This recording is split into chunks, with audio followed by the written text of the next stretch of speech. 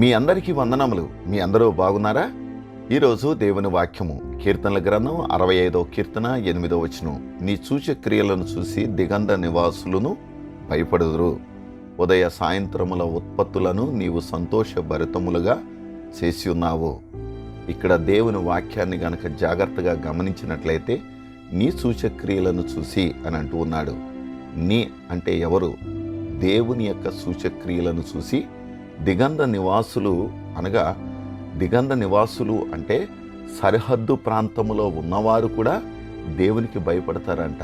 ఎందుకనంటే నిజముగా సరిహద్దు ప్రాంతంలో ఉన్నవారికే కదా మొదట ఉదయము సాయంత్రము ఏ విధంగా ఉత్పన్నమవుతున్నాయి అనేది అర్థమయ్యేది.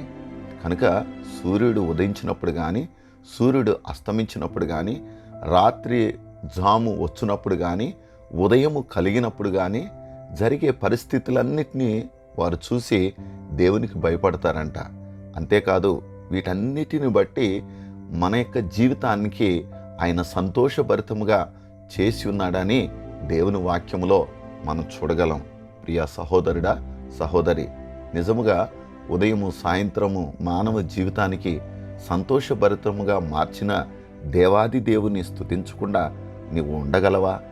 ఈ సత్యాన్ని అర్థం చేసుకుంటే ఆయన స్తుతించకుండా ఉండలేము, ఆయన్ని గణపరచకుండా ఉండలేము. కనుక ప్రియ సహోదరుడా, సహోదరి, దేవుడు చేయుచున్న సూచక్రియలను నువ్వు అర్థం చేసుకుని దేవుని స్తుతించడం నేర్చుకుంటే దేవుని నుండి పొందవలసిన ఆశీర్వాదాలు, దేవుని నుండి పొందవలసిన దీవెనలు పొందుకుంటావు. తద్వారా ఏం జరుగుతుందంటే నీ జీవితమంతయు కూడా సంతోషభరితముగా మార్పు చెందుద్ది. అలా మార్పు చెందే స్థితిలో నిన్ను, నీ కుటుంబాన్ని దేవుడు నిలబెట్టి దీవించునుగాక. ఆమేన్.